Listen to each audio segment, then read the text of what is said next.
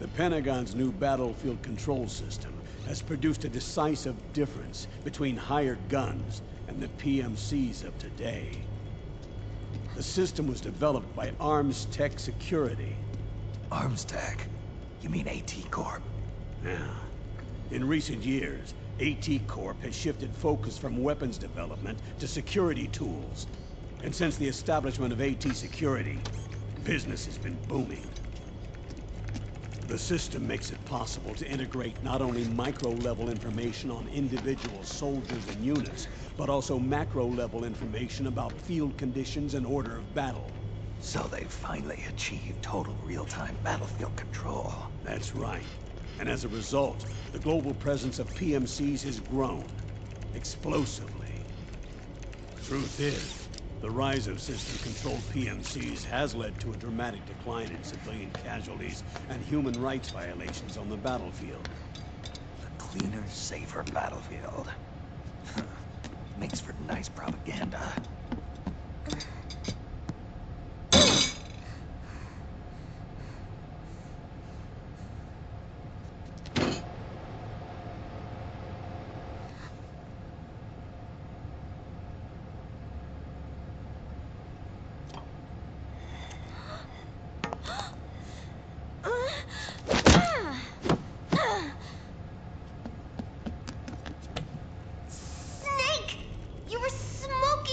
Weren't you? This is a non-smoking flight.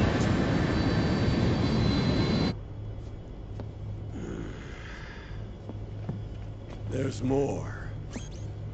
State governments and rebel groups can't match the maintenance price of standing forces. PMCs, by comparison, are reliable, easy to use. It wasn't long before everybody had them on the payroll.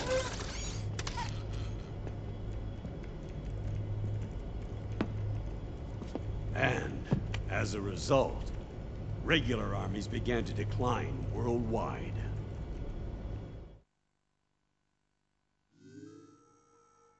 It's hard to believe, I know, but PMCs are beginning to overtake conventional armies in terms of scale. Nowadays, it's the PMCs who serve as standard battalions. They already make up 60% of all combatant forces in zones of conflict.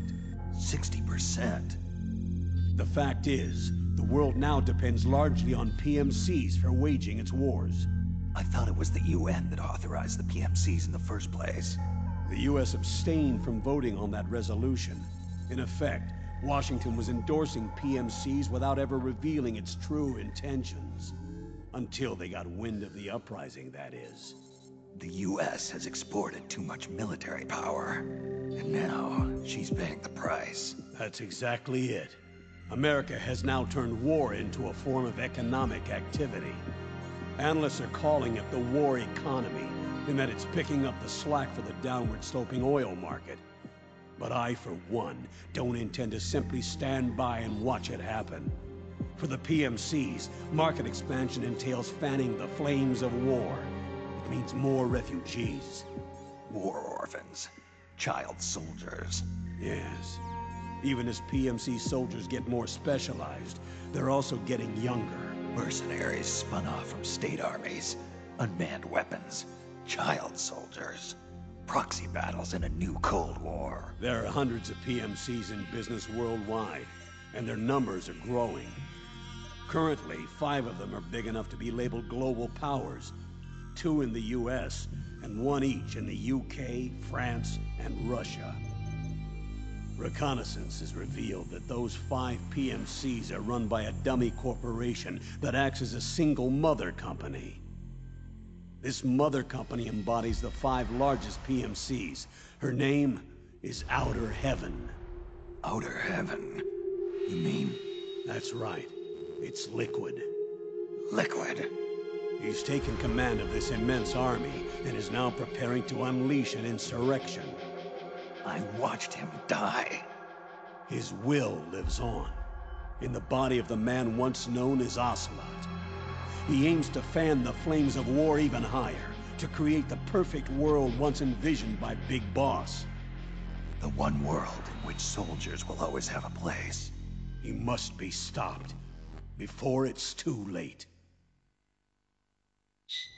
Do you understand, Snake? Any means necessary. Just stop Liquid's insurrection. Even if it means killing him. You want Liquid dead. Isn't that right, Colonel?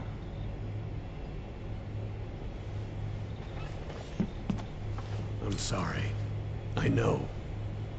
This isn't justice. It's a covert assignment. A hired hit. A wet works op targeting the head of a major multinational corporation. Why me? Because of the military might of the PMCs and the effect they have on the economy. War is to the 21st century what oil was to the 20th, the pillar that supports the global economy. You'll recall a rather alarming report issued by that American think tank during the Cold War. One that described a new model for perpetual war. What we're facing now is a whole new ballgame. Iron Mountain's Delphi technique. That was fiction. It existed only on paper. The reality is far more serious. The global community is concerned, but they're all too afraid of the war economy collapsing to do anything about it. The UN, too. Sounds pretty self-serving to me. Snake. This mission isn't an order from Washington. Not like the old days. And it's not something the UN can officially sanction either. But we can't just look the other way while Liquid plots this insurrection. If we fail to act, he'll become the greatest threat the world has ever faced. Snake.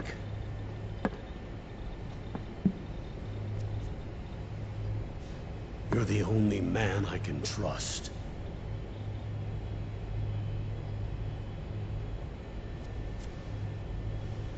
Fine.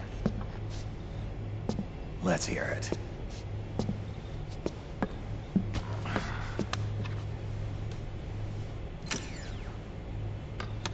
Our intelligence on Liquid's uprising originally comes via reports from U.S. Special Forces, who were mobilized after we at the UN reported our findings. They're tracking Liquid's movements. About 18 hours ago, he was spotted in the Middle East. There's a rebel army in the Middle East, made up of ethnic minorities, waging civil war against the regime in power. The core of that regime's army is provided by one of the PMCs under Liquid's control.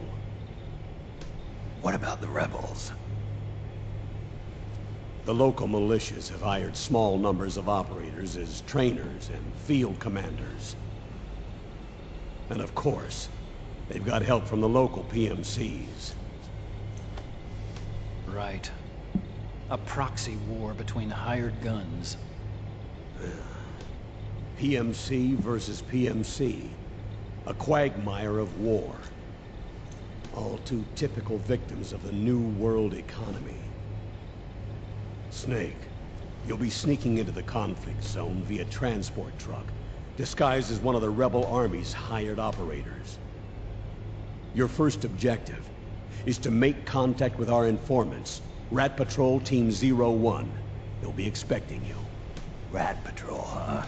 They sound sneaky.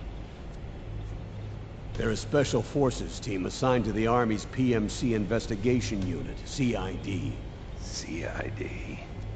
Real rats of the Army. No. I can vouch for them personally. Friends of yours? You could say that.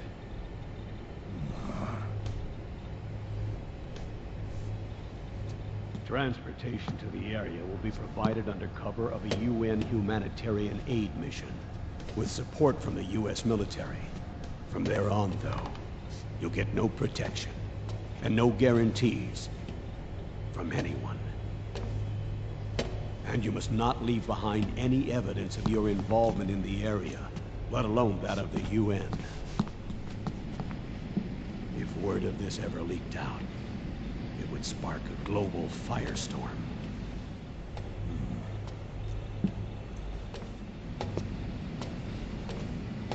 Snake.